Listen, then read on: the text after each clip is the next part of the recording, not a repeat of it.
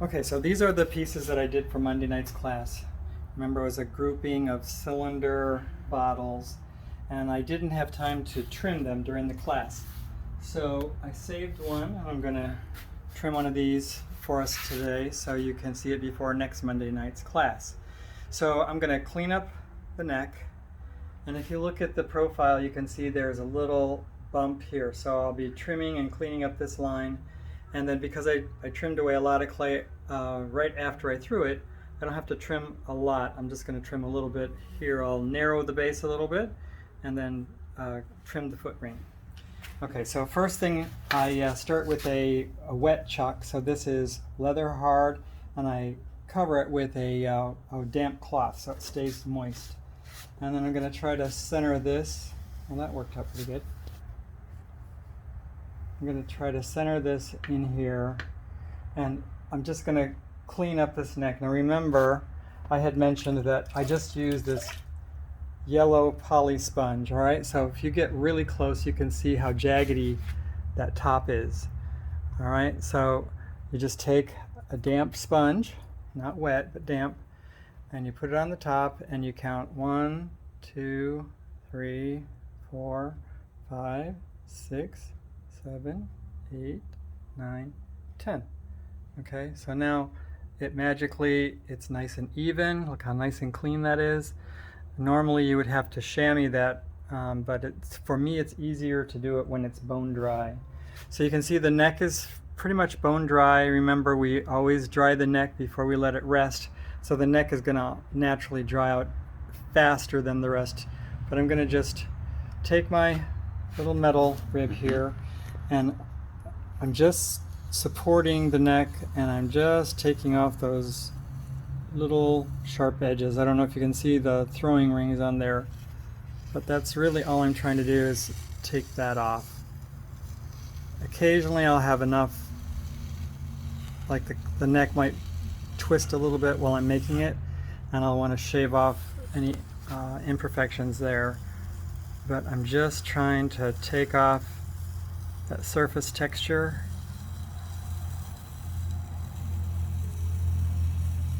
And so you can see it takes hardly any off.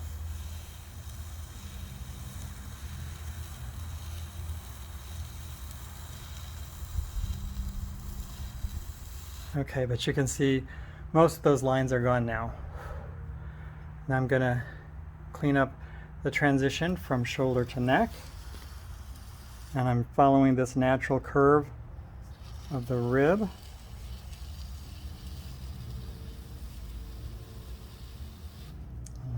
Reposition it here. Alright, so mainly I'm just cleaning up the surface, just trying to take off any kind of bobbles.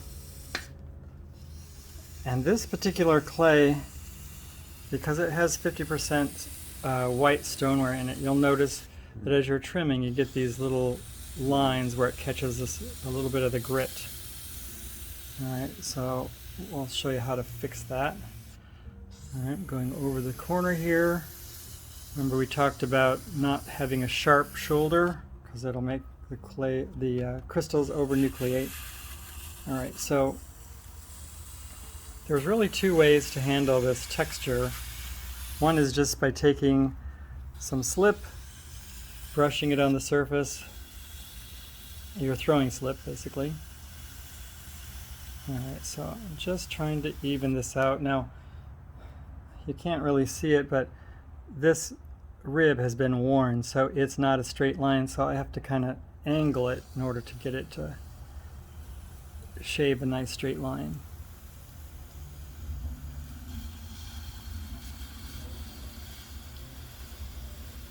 Okay, so you might be surprised that most of the trimming is done right side up.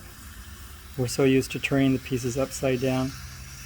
But for this one, I want to have this nice and stable, and this wet chuck holds onto the base really nicely. Alright, so this is throwing slip right here, and what I'm going to do is just brush it on. and then clean off my middle rib so it's nice and clean, and I'm just going to burnish that down. And that takes care of those little lines. The other way you can do it is, you see there's some lines right there. Sometimes I'll take my sponge, and instead of just letting it rest on the surface, I'm going to pull that clay down or up, and then use my sponge, and that smooths it out pretty well, but it still leaves those little lines. So you just very gently run the rib over the surface and it takes those lines out. Sure. Needs a little more moisture there.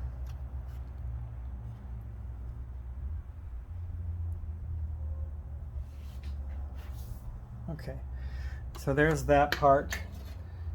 And the other thing you can do, which I mentioned to at least one person, this is porcelain. It's a Helios clay, and if you wanted to, you can put a layer of Helios on the entire piece so that the glaze thinks that the whole piece has been made out of porcelain. Although it's very close to porcelain, it's not as pure as the porcelain I'm brushing on the surface. And what this will do is it will keep the glaze from over-nucleating.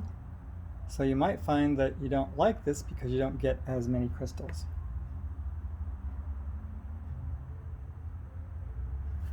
Okay.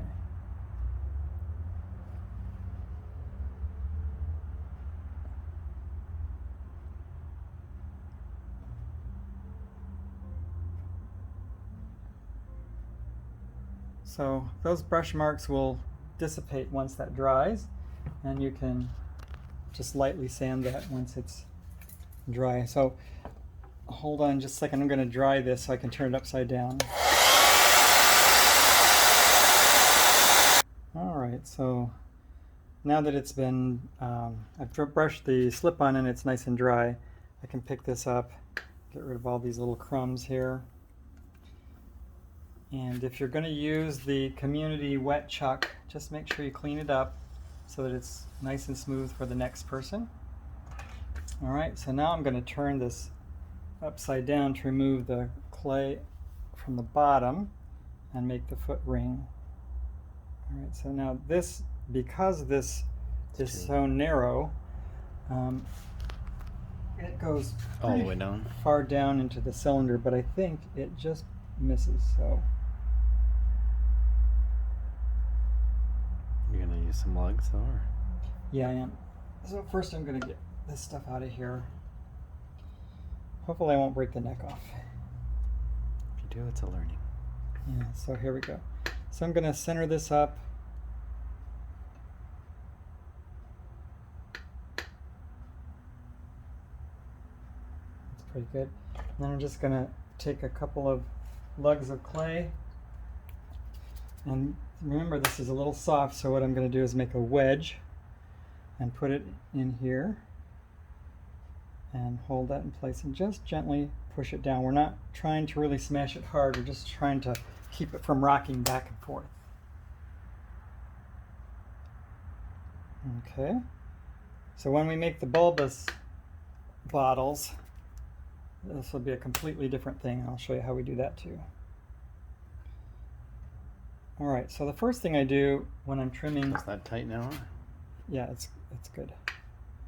First thing I do is I'm going to want to establish the diameter. Maybe I'll push this a little bit more.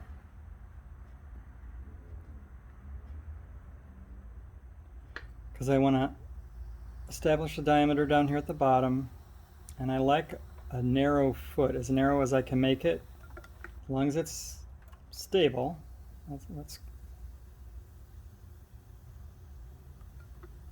And once I get the bottom, the width established, then I can start trimming the rest of the bottle to match that.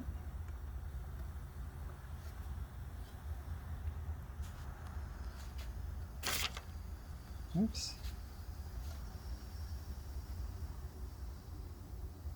All right.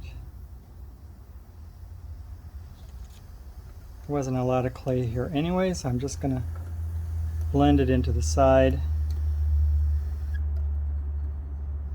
And I didn't do a very good job centering that, but I'm just taking off a little bit of clay anyway. Now will you have to recenter it when you do the foot? No, I'm gonna.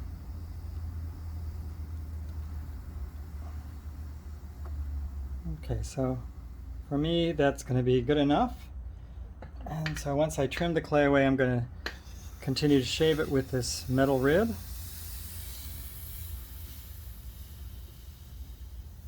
Smooth those lines out of there.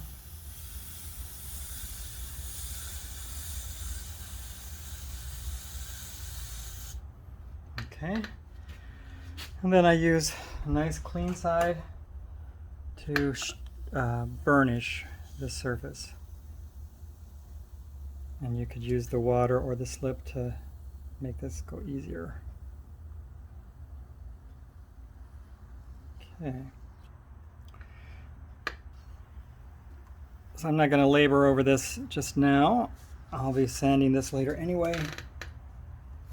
So now what I do is I've established the outside shape. And now I'm going to establish the foot ring.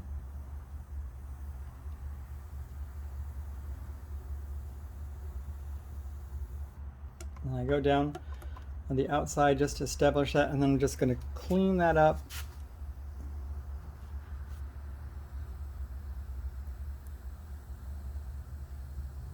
And I want the foot ring to be pretty much finished. All right, so I don't want to have to get the tool close to that anymore. So I'm going to go to the center now and remove this clay from the center.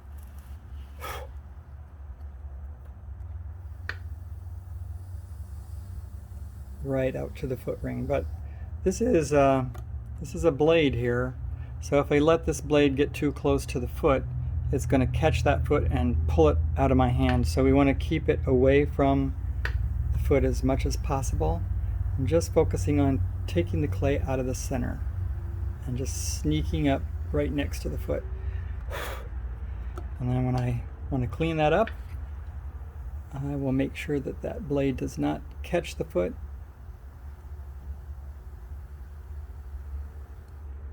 So I trim up to the foot, and now I'm going to turn the tool sideways and trim the side of the foot. Okay.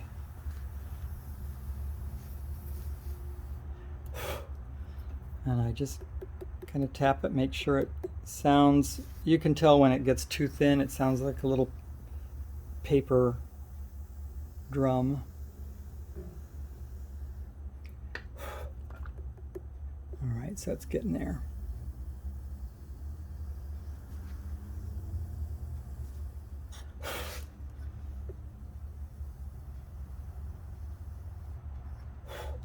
All right. So everybody has their own way of signing because of all this internet business this year. A marketing specialist told us we needed to come up with more of a signature, a stamp of some sort. So we put that right in the middle.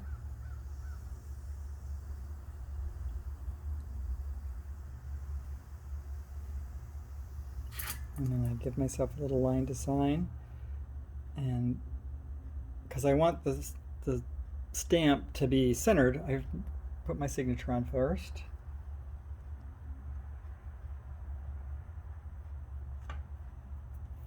And I like a real signature rather than stamping my signature, just because it's a nice personal touch. And then I take my stamp, which has our Pottery Boys logo, and I center that up. And if you haven't left enough clay in the floor or the foot, you'll push right through, but this has enough clay I can really make a nice impression there. Okay, so that is how I trim these. Now you can you can just remove these lugs or lift it straight up. Either way works.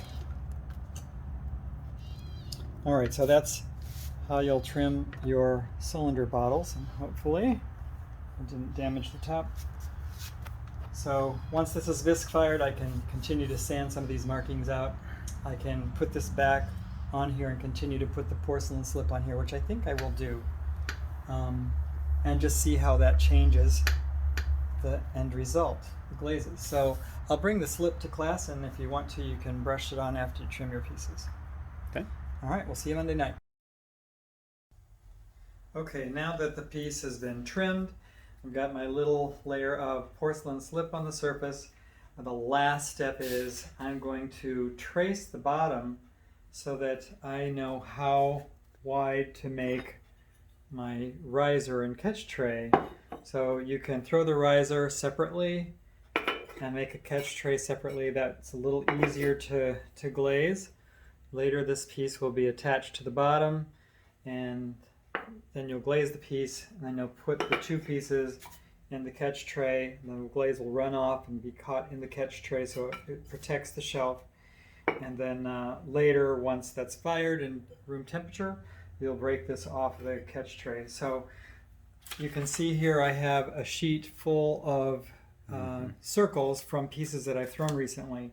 But what you want to do is you want to make sure you have a very sharp pencil, because you want to get as close to the bottom as possible. So if you want to get real close in there, you can see that when I'm tracing this, I want to trace it as close to the piece as possible. Whoops. And then you can see if you make a little boo-boo. All right, so the reason I do this is I get a whole sheet full of these circles, and then I can throw the risers to fit these, and I use a caliper to determine how wide the top must be. And that way you can throw a number of them at one time rather than you go to the piece, measure the bottom, or let's say the piece has been bisque fired and you forgot to measure the bottom before it was bisque fired. Because it shrinks, it's difficult to match those two. So if you trace it right at the leather hard stage, right after you trimmed it, then you can throw these later, and 9 times out of 10, probably 9.9 times out of 10, you know that that riser is going to be the exact size it needs to be to fit the bottom. Okay, so we'll see you Monday night.